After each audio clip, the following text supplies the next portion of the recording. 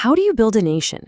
Sure, with bricks and mortar, but you also build it with ideas.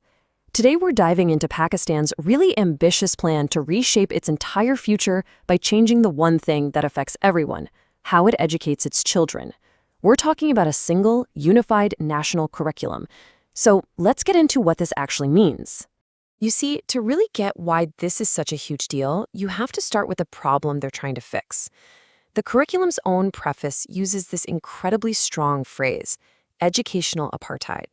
Now, that's a stark admission that for decades, a child's entire future could basically be decided the moment they walked through the door of a certain type of school. And this slide really breaks down what that apartheid looks like on the ground. You had three totally separate, parallel systems running at the same time. You had public schools with one curriculum, then you had elite private schools, often using international ones, and then millions of kids in madrasas learning from a completely different religious curriculum. The result? Well, the document itself says it created, quote, graduates with completely different thinking and approach to life. So from that divided reality, right, out of that comes this incredibly powerful vision. One nation, one curriculum. A single unified education for every single child in the country, no matter their background, no matter what school they go to.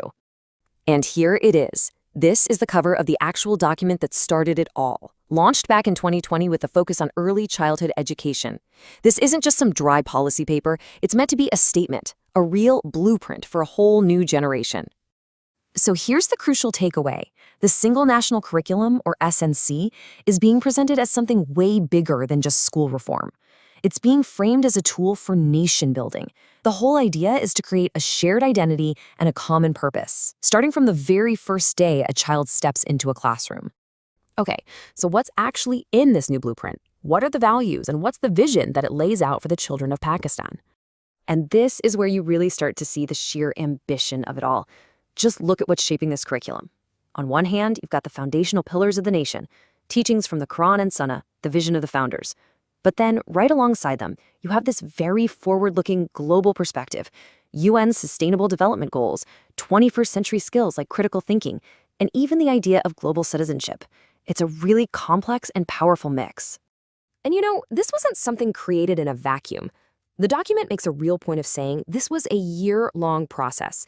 And for the first time ever, it brought over 400 experts from all three of those separate systems, public, private, and madrasa, to the same table to try and build some kind of consensus. Okay, so that's the what. But the real test of any curriculum, right, isn't just what it teaches, but how it teaches, especially when you're talking about the youngest, most impressionable minds. So why all the focus on the early years? Well, this number says it all. In the first few years of life, a child's brain forms between 700 and 1,000 new neural connections every single second.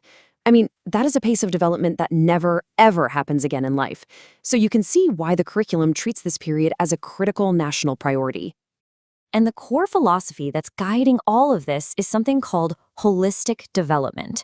The goal here isn't just to cram a kid's head full of facts, it's to nurture the whole child, their mind, their emotions, and their body, all at the same time. So first up is cognitive development.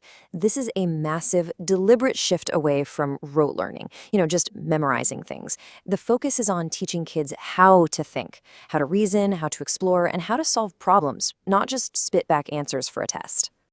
Next, you've got social and emotional development. You can think of this as building emotional intelligence right from the start. The curriculum is explicitly trying to help kids understand their own feelings, develop empathy for other people, and learn how to cooperate and build good relationships. And the third pillar is physical development. This covers everything from the big muscle skills like running and jumping to the really fine motor skills you need for things like writing and drawing. It's about making sure the body is developing right along with the mind. So you might be wondering, how on earth do you teach all of this to a 5-year-old? Well, the curriculum's answer is actually pretty simple and powerful: through play.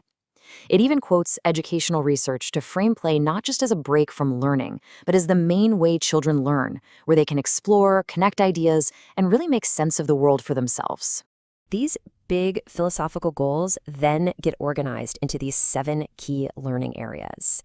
And you can see right away how they cover the whole spectrum, from the usual subjects like literacy and math to crucial life skills like health, personal development, and the creative arts. And it's all supposed to be integrated into that one single play-based approach. So when you put all of this together, the unified system, the modern values, the focus on the whole child, what's the end game? What kind of citizen does this curriculum actually hope to create? The document calls these its aims of education, and they really paint a picture of the future Pakistani citizen. We're not just talking about someone who knows a lot of facts.